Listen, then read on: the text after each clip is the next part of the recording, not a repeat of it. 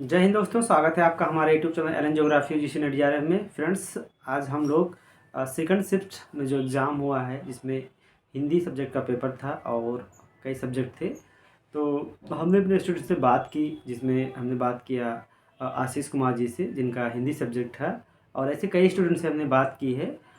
उसी बिहाफ पे हम लोग क्या करेंगे, इस टाइम जो सेकंड शिफ्ट में पेपर हुआ है उसकी एनालिसिस करेंगे कि जो आप देखेंगे कि जो सुबह पेपर आया हुआ है लगभग लगभग उसी पैटर्न को शाम को भी क्या किया गया है, फॉलो किया गया है। अच्छी बात ये है कि अभी तक जो फर्स्ट फेज में शुरुआत से फॉलो किया गया पैटर्न, वो लास्ट में पूरे फर्स्ट फेज के सभी विषयों में क्या किया गया है, फर्स्ट पेपर में फॉलो किया गया है। तो हमें एक चीज़ ये देखने को मिल रहा है, इससे जो जिनका भी पेपर 12 या 13 या 14 को है, वो इस जो है रूल को फॉलो करते हुए, इस पैटर्न को फॉलो करते हुए फर्स्ट पेपर में अपने मार्क्स को ज़्यादा से ज़्यादा क्या कर सकते हैं, बढ़ा सकते हैं, गेन कर सकते हैं। जैसा कि अभी हमने लास्ट जो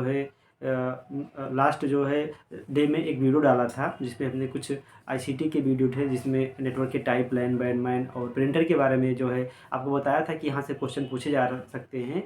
और आज देखिए कि जो हिंदी का पेपर हुआ है उसमें आईसीटी में पहला क्वेश्चन लाइन बैंडमैन से ही क्या किया गया, पूछ लिया गया है। ठीक है, तो चलिए हम लोग डिटेल में एनालिसिस करते हैं और देखते हैं। हमारे पास जो है ये पेपर है, पेपर में हमने नोट किया है जो आशीष जैसे विद्यार्थियों के बताए गए क्वेश्चन कि कौन कौन से क्वेश्चन आपकी जो एग्जाम में पूछे गए थे। ज़्यादा जो है क्वेश्चन तो याद नहीं कर पाए स्टूडेंट, लेकिन अगर देखा जाए तो उससे हमें एक आइडिया लग जाता है कि कितने क्वेश्चन उन्होंने याद किए हैं। हम बात करेंगे पहले आईसीटी की। तो आईसीटी में जैसे कि मैंने बताया, पहला ही क्वेश्चन आपके हिंदी वाले पेपर में था कि एक तरफ दिया था लैन, बैन, मैन और पैन, और दूसरी तरफ उसके फुल फॉर्म को देकर क्या किया गया था, मैच कराने के लिए कहा गया था। ठीक है, इसको हमने अभी लास्ट डे में जो है एक वीडियो डाला था और उसमें इसके बारे में हमने बात की थी कि ये कई बार पूछा गया है। और दूसरा क्वेश्चन मालवियर से था कि मालवियर क्या होता है, जैसे मालवियर, फिशिंग और ये सब जो होते हैं, इसके बारे में क्वेश्चन पूछा गया था आईसीटी से। तीसरा क्वेश्चन जो है, बात किया जाए तो बाइनरी को डेसिबल में। एक बात आपको हमेशा ध्यान रखनी है कि आईसीटी में इस बार हर एक जो है शिफ्ट में एक न्यूमेरिकल क्वेश्चन आया है, चाहे वो बाइनरी से डेसिमल में चेंज करने के लिए, या हेक्साडेसिमल बनाने के लिए, या किसी जो है मेमोरी की स्पीड दे दी जा रही है और बताया जा रहा है कि इसको अगर 10 GB की 5 GB की मेमोरी है तो उसको अपलोड होने में या उसको फुल करने में कितना टाइम लगता है। इस तरह के क्वेश्चन, यानी एक क्वेश्चन आपका जो है न्यूमेरिकल से आ ही रहा है, कहाँ से, आईसीटी से। बट बिल्कुल हमें परेशान होने की ज़रूरत नहीं है। अगर एक क्वेश्चन आपको नहीं आता है तो उसको आप स्किप कर सकते हैं, बहुत ज़्यादा उलझने की ज़रूरत नहीं है।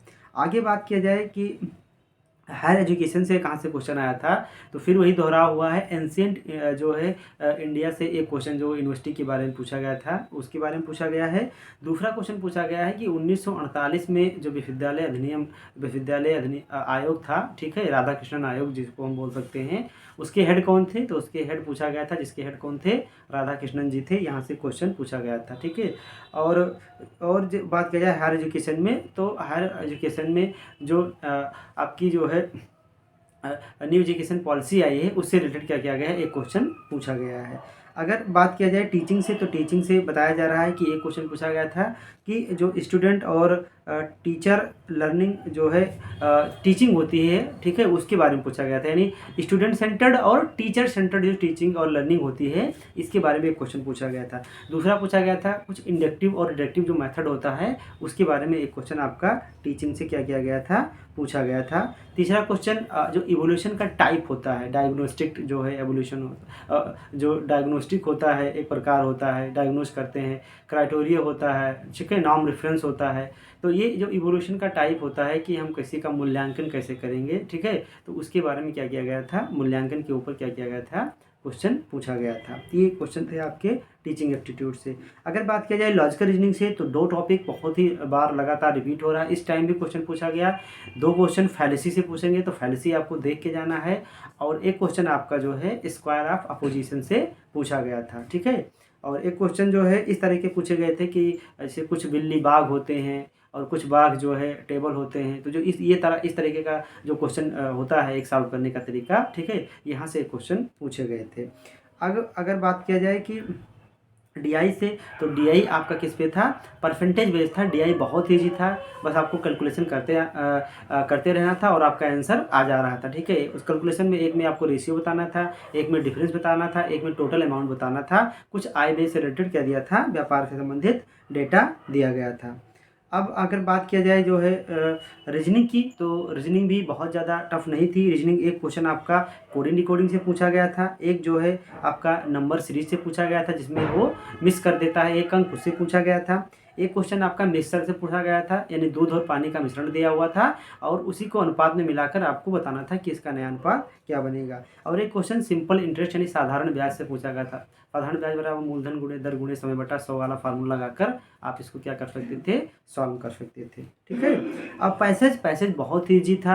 विमेन एम्पावरमेंट से पूछा गया था, जो विमेन के ऊपर हरेसमेंट हो रहे हैं, विमेन को जो है देखा जाए तो उनको परेशान किया जा रहा है वर्ल्ड लेवल पे, तो उससे रिलेटेड एक डेटा से क्वेश्चन पूछा गया था। स्टूडेंट के द्वारा बताया गया है कि ये क्वेश्चन जो आपका पैसेज का था बहुत ही ईजी था और बहुत ही इजी होने के साथ साथ एक प्रॉब्लम लेकिन ये थी उसमें कि क्वेश्चन लंबा था, यानी जो पढ़ने का जो आपका पैराग्राफ था बहुत लंबा था, स्क्रॉलिंग आपको करनी पड़ेगी। तो अगर आप थोड़ा सा पेशेंस रखेंगे तो स्टूडेंट के द्वारा बताया गया कि आप 5 के 5 सॉरी आप पैसेज को क्या कर सकते हैं, आसानी से सॉल्व कर सकते हैं। अब अगर बात किया जाए जो है रिसर्च की, तो रिसर्च की एक क्वेश्चन स्टूडेंट बता पा रहा है कि रिसर्च के टाइप से एक क्वेश्चन पूछा गया था। एक क्वेश्चन पूछा गया था आईसीटी का रिसर्च में क्या कंट्रीब्यूशन है। ठीक है, ये क्वेश्चन आपका पूछा गया था जो कि असरसन रीजन में ज़्यादा था। और अगर इन्वायरमेंट की बात किया जाए तो इन्वायरमेंट से जो पहला क्वेश्चन पूछा गया था वही पूछा गया था कि जो ग्रीन हाउस गैसेस होती हैं जैसे मीथेन हो गया, कार्बन डाइऑक्साइड हो गया, नाइट्रोजन ऑक्साइड हो गया, तो इन सारी गैसों का एटमॉस्फेयर में कितने दिन तक ये रह सकती हैं, इनके पोटेंशियल क्या है नुकसान पहुंचाने का। ठीक है, सबसे ज़्यादा मीथेन सबसे ज़्यादा दिनों तक रहती है या कार्बन डाइऑक्साइड रहती है। इस तरीके से एक क्वेश्चन आपका पूछा गया था। दूसरा क्वेश्चन आपका पूछा गया था कि फोटो केमिकल स्मॉग क्या होता है, यानी धूम रासायनिक कोहरा क्या होता है, इसके बारे में क्वेश्चन पूछा गया था। एक क्वेश्चन मैच द फॉलोइंग में दिया गया था जो है वही प्रोटोकॉल के बारे में और आपको क्या करना था, मिलाना था। ठीक है, ये क्वेश्चन बताया जा रहा है। कम्युनिकेशन से क्वेश्चन नहीं बता पा रहा है स्टूडेंट, कम्युनिकेशन से एक क्वेश्चन बता पा रहा है कि नॉन वर्बल कम्युनिकेशन से पूछा गया था। बाकी दो क्वेश्चन तो असरसन रीजन से थे कम्युनिकेशन के, इसलिए स्टूडेंट नहीं बता पाया है कि कम्युनिकेशन से क्वेश्चन क्या थे। तो ओवरऑल अगर हम देखें तो पेपर का जो लेवल था वो जो है इजी टू मॉडरेट था, बहुत टफ नहीं कर सकते हैं।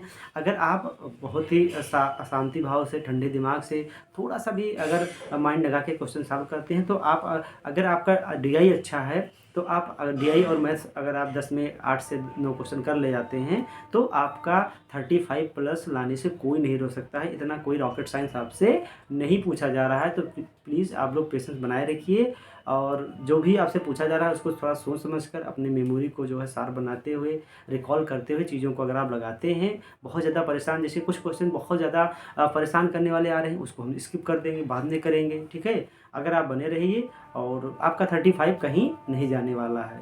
तो मिलते हैं हम लोग अपने एक नए वीडियो के साथ। All the best.